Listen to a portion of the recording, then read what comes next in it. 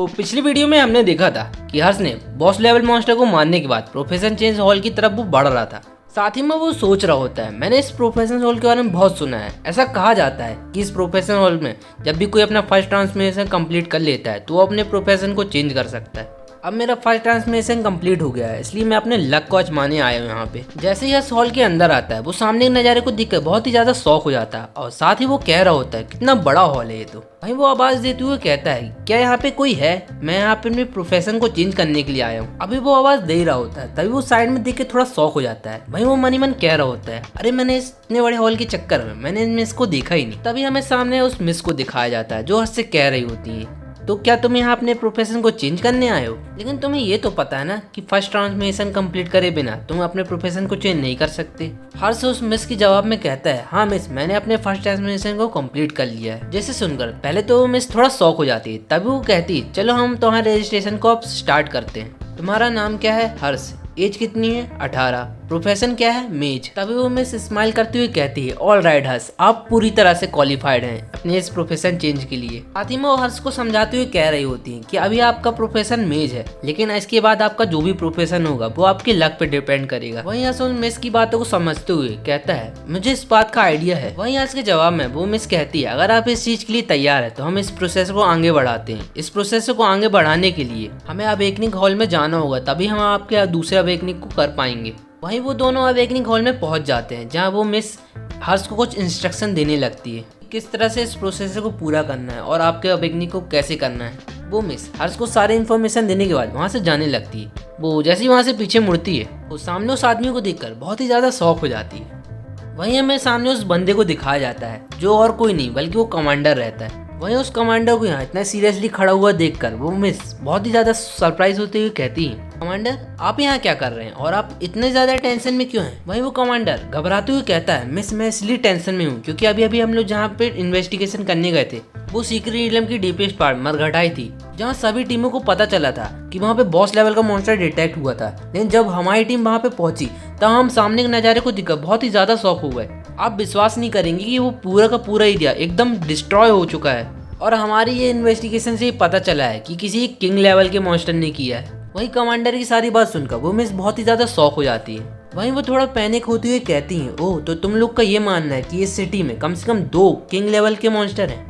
वहीं उनके जवाब में वो कमांडर कहता है, पहले तो हमारा भी ये मानना नहीं था, लेकिन ये सिचुएशन को देख के हम भी विश्वास नहीं कर पा रहे हैं। वहीं दूसरी तरफ वो मिस मन ही मन सोच रही होती, ये तो बहुत ही बुरा हुआ, अगर ऐसे ही चलता रहा तो वो दोनों किंग लेवल के मॉन्स्टर हमारी पूरी सिटी को खत्म कर देंगे। ऐसा कहा जाता है कि एक किंग लेवल का मॉन्स्टर भी एक पूरी सिटी को बर्बाद करने के लिए काबिल होता है। वहीं दूसरी तरफ हर्ष को सिस्टम का डिंग करते हुए एक मैसेज आता है। वहीं उसको बताया जाता है उसकी जो दूसरी अवेकनिंग थी आर्चमेज की वो पूरी तरह से कंप्लीट हो चुकी है और इसी कारण उसको पहला टास्क दिया जाता है, होस्ट आपका जो पहला मिशन है वो एक सीक्रेट इलम के टॉम्बो के अंदर है, जहाँ पे आपको जाकर उस डंजन को क्लियर करना होगा और वहीं आपको एक टेम्पल के अंदर एक डिवाइन आइटम मिलेगा जिसको आपको बोरो करना है। इसलिए आपको ब्लड सोल मिलती है जिसका आप यूज 3 दिन के लिए कर पाएंगे। वहीं हर्ष अपने फर्स्ट मिशन को देखकर उस चैलेंज को एक्सेप्ट कर लेता है। तभी हर्ष वहां से जाते हुए मन ही मन कह रहा होता है, मैं बिल्कुल भी सरप्राइज नहीं हूँ क्योंकि मुझे पता था जो मेरा हिडन प्रोफेशन है वो बहुत ही ज्यादा वो अलग और डिफरेंट है। इसलिए मेरे को ऐसा लग रहा था कि मेरे को जो पहला मिशन मेरे को मिलेगा वो कुछ ज्यादा ही अजीब होगा, लेकिन मेरे को लगा नहीं था कि मेरे को इस तरह का हार्ड मिशन मिल जाएगा जो मेरे को सीक्रेट इलम के अंदर ही जाके करना होगा। वहीं हर्ष वहां से जाते हुए कहता है, मिस आपका बहुत बहुत शुक्रिया क्योंकि आपके कारण मैं अपने सेकेंड अवेकनिंग को पूरा कर लिया। हर्ष को वहां से जाता हुआ देखकर वो मिस हर्ष को भी गुड बाय कहती है। हर्ष जब उस मिस की आवाज सुनकर पीछे मुड़ के देखता है तब वो थोड़ा कंफ्यूज हो जाता है। वो मन ही मन कह रहा होता है, ये वो मिस नहीं है जो यहाँ पहले थी, लगता है वो यहाँ से चली गई है, लेकिन मैं इस चीज की चिंता क्यों कर रहा हूँ, चलो मुझे यहाँ से जाना चाहिए। तभी सीन शिफ्ट होता है और हमें सीक्रेट इलम के उस मरघटाई के मेन टावर का सीन दिखाया जाता है। वहीं एक जगह एक लड़की खड़ी रहती है जो वहाँ की सिचुएशन को समझने की कोशिश कर रही होती है। वहीं एक बंदा पीछे से शॉक होते हुए कहता है, कमांडर ये तो शैडो लाइन के मेंबर है ना? उसकी बात सुनकर कमांडर उसको तुरंत शांत कराते हुए कहता है, हे तुम यहीं पे शांत हो जाओ। शैडो लाइन ऑर्गेनाइजेशन एक ऐसी एग्जिस्टेंस है जिसके बारे में लोग कम से कम जाने, यही अच्छा होगा क्योंकि गवर्नमेंट भी इनकी एग्जिस्टेंस को इतना सीक्रेट रखती है, कोई भी इनके बारे में कम से कम ही जानता है। रूमर्स का ये भी कहना है क्योंकि इनके ज्यादातर ग्रुप के मेंबर्स के पास एक हिडन प्रोफेशन रहता है और हिडन प्रोफेशन के बारे में तुम तो अच्छे से जानते होगे, जिन जिन के पास ये रहता है वो बहुत ही ज्यादा पावरफुल रहते हैं। लेकिन सिर्फ बात हिडन प्रोफेशन की नहीं आती, इन लोगों के पास एक और राज है जो ये लोग ज्यादातर सबसे छुपाते हुए आए हैं, क्योंकि इनके पास दुनिया की सबसे पावरफुल इविल फोर्स में से एक डार्क एनर्जी है। कमांडर की बातें सुनकर वो बंदा बहुत ही ज्यादा शौक हो जाता है। वो शौक होते हुए कहता है, क्या सच में? लेकिन कोई डार्क पावर को इतनी आसानी से कैसे होल्ड कर सकता है? तभी कमांडर कहता है,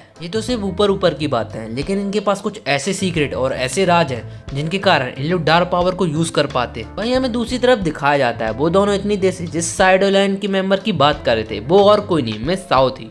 वो पैनिक होते हुए कहती हैं, यहाँ की डार्क एनर्जी बहुत ज्यादा है, यहाँ तक कि मैं भी इसको नहीं सह पा रही हूँ, और अब यहाँ तक कि मेरे को अपनी आंखों में विश्वास ही नहीं हो रहा है। यहाँ की कंडीशन को देखकर कोई भी ये बता सकता है कि यहाँ जो पावर इस्तेमाल की गई है उसमें ज्यादा दिन नहीं हुए हैं। लेकिन हैरानी की बात तो ये है कि ये 1-2 दिन होने के बाद भी इस एनर्जी की पावर इतनी ज्यादा लग रही है कि इसको महसूस करके डार्क पावर यूजर भी बहुत ही ज्यादा हैरान हो जाएंगे। वहीं कुछ टाइम बाद कमांडर मिस साओ के पास आते हुए पूछते हैं, मिस साओ क्या आपको यहाँ पे कोई एविडेंस मिला?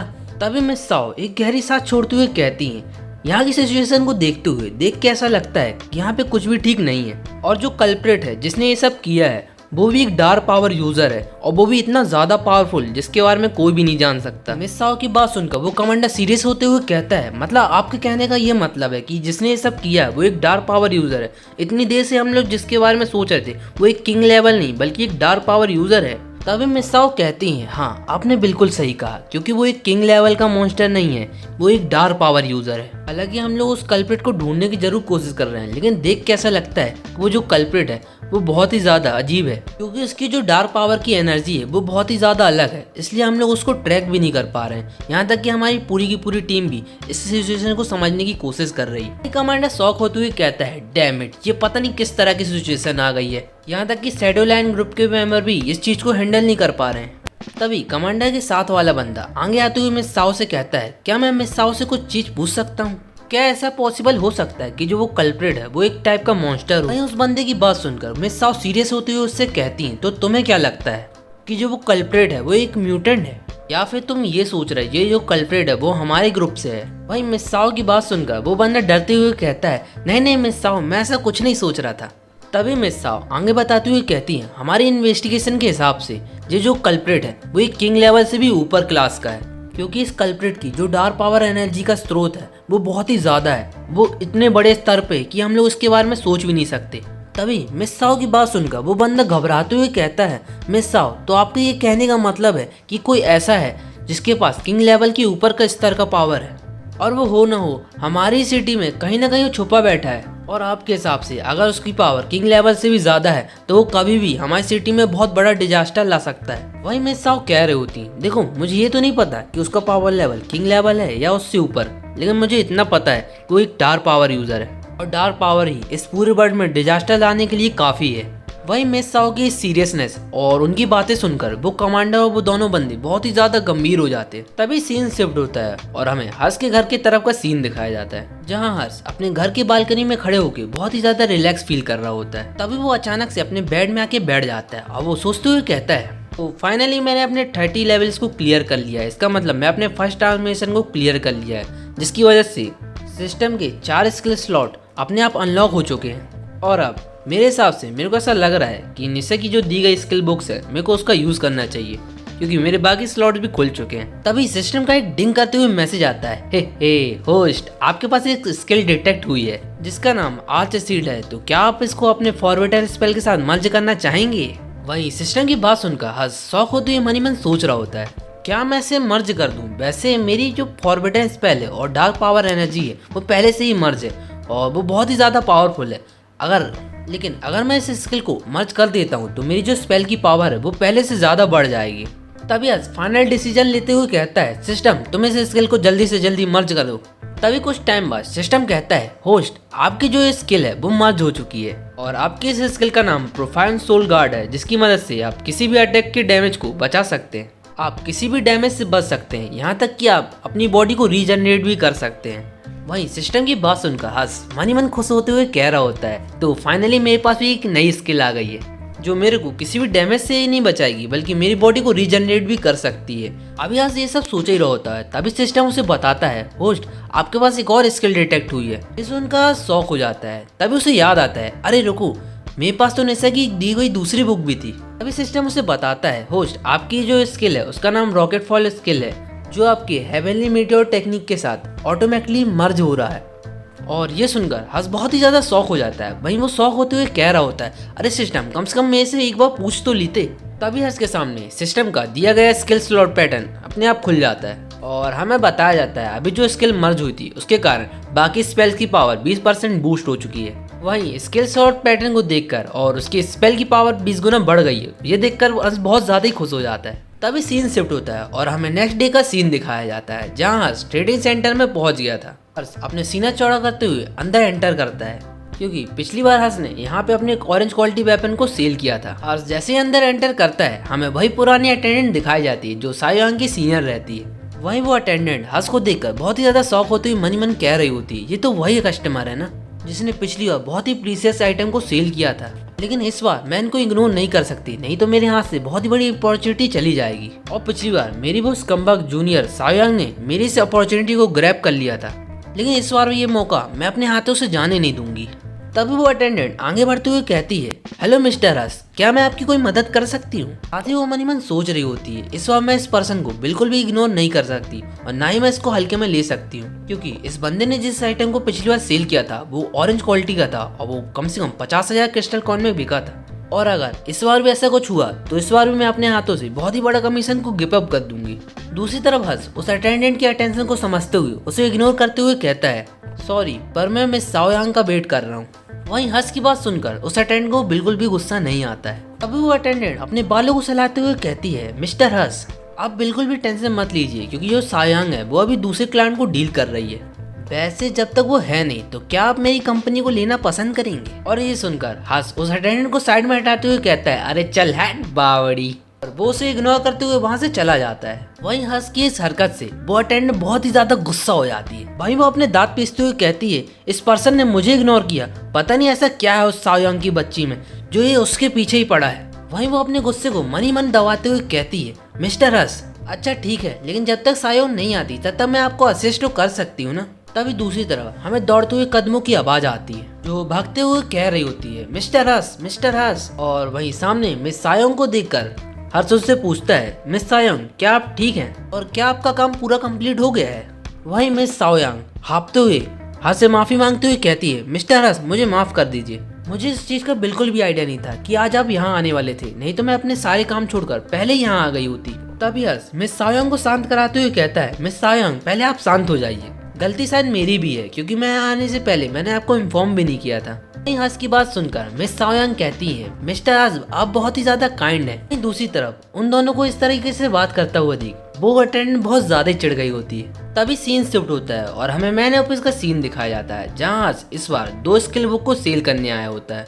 वहीं मास्टर बैंक हंसते हुए हर्ष से कह रहे होते हैं, मिस्टर हर्ष आप बिल्कुल भी फिक्र मत कीजिए क्योंकि आपकी जो स्किल बुक है वो बहुत ही ज़्यादा हाई क्वालिटी की है और इस तरह की हाई क्वालिटी की बुक्स बहुत ही ज़्यादा डिमांड में रहती हैं। साथ ही वो मन ही मन सोच रहे होते हैं, ये बंदा बहुत ही ज़्यादा अलग है, इसका बैकग्राउंड बिल्कुल भी सिंपल नहीं है क्योंकि कोई भी कैजुअली इतनी आसानी से एक पर्पल क्वालिटी की बुक्स ऐसे ही सेल नहीं करता। और यहाँ तक कि इनने पिछली बार एक ऑरेंज क्वालिटी के वेपन का को सेल किया था। और ये दोनों इंसिडेंट साफ साफ चीख चीख के कह रहे हैं कि जो बंदा है इसका जो बैकग्राउंड है एकदम सिंपल नहीं है। अब तो मेरे को ऐसा लग रहा है कि मेरे को इस बंदे की इन्वेस्टिगेशन करानी होगी क्योंकि मैं भी बहुत ही ज़्यादा क्यूरियस हूँ कि इस बंदे का बैकग्राउंड क्या है, इसकी असली पहचान क्या है। तभी सीन शिफ्ट होता है और हमें एक कैफेटेरिया का सीन दिखाया जाता है जहाँ हर्ष और मिस साओयांग कैजुअली हैंग आउट कर रहे होते हैं। वहीं मिस साओयांग कह रही होती है, मिस्टर हर्ष आपका बहुत बहुत शुक्रिया क्योंकि आपकी मदद से इस बार भी मेरे को बहुत ही अच्छा कमीशन मिला है। मिस साओयांग की बात सुनकर हर्ष स्माइल करते हुए कहता है, मिस साओयांग आप तो मेरी कुछ ज्यादा ही तारीफ कर रहे हैं, मैंने इतना भी कुछ नहीं किया जो आप मेरी इतनी ज्यादा तारीफ कर रहे हैं। तभी मिस साओयांग कहती है, सच में मिस्टर हर्ष आप बहुत ही ज्यादा काइंड है। तभी हर्ष कहता है, वैसे मेरा यहाँ का पूरा काम हो चुका है तो अब मेरे को यहाँ से जाना होगा। तभी हर्ष वहाँ के वेटर को बिल लाने के लिए कहता है। तभी मिस साओयांग हर्ष को रोकते हुए कहती है, डोंट वरी मिस्टर हर्ष, मैंने यहाँ का बिल पहले ही सेटल कर दिया था। मिस साओयांग की बात सुनकर हर्ष शॉक होते हुए कहता है, मिस साओयांग आपने मेरा बिल क्यों दिया? वहीं मिस साओयांग स्माइल करते हुए कह रही होती है, मिस्टर हर्ष ये तो ऑफिस सी बात है क्योंकि आपके कारण मेरे को 2 बड़ी डील मिली थी और उसके बहुत बड़े कमीशन भी आए थे। उन बड़े कमीशनों के सामने ये तो एक छोटा सा बिल है। वहीं हर्ष मिस साओयांग से कह रहा होता है, पर एक मैन के लिए बिल पे करना एक बहुत ही प्राउड की फीलिंग होती है लेकिन आपने तो मुझे ये भी नहीं करने दिया। वहीं हर्ष की बातें सुनकर मिस साओयांग हंसते हुए कहती हैं, मिस्टर हर्ष, आप इस चीज के बारे में कुछ ज्यादा ही सोच रहे हैं, चलिए अब यहाँ से चलते हैं। वो दोनों जैसे ही कैफेटेरिया से बाहर आते हैं, मिस साओयांग हंसते हुए कहती है, मिस्टर हर्ष, मेरी इतनी बार मना करने के बाद भी आपने मेरी मदद कर ही दी। लगता है कि आप चाहते ही हैं कि मैं आपके एहसानों के तले दबे रहूं, तभी तो इतनी बार मना करने के बाद भी आपने मेरे लिए एक कैब बुक ही कर दी। वहीं हर्ष कह रहा होता है, मिस साओयांग आप कुछ ज्यादा ही सोच रही हैं, मैं तो बस आपकी मदद करना चाहता था और कुछ नहीं। कुछ टाइम बाद हर्ष को बाय करने के बाद मिस साओयांग टैक्सी में बैठते हुए कहती हैं, प्लीज आप सिटी हॉस्पिटल की तरफ ले लीजिए। तो गाइस, मैं इस वीडियो को इधर ही पे खत्म करता हूँ। आशा करता हूँ कि आपको इस तरह की वीडियो पसंद आएगी। अगर आपको इस तरह की वीडियो और इस तरह की कंटेंट पसंद है तो आप मेरे चैनल को सब्सक्राइब और मेरे वीडियो को लाइक जरूर कीजिए। तो चलिए मिलते हैं अगली वीडियो में।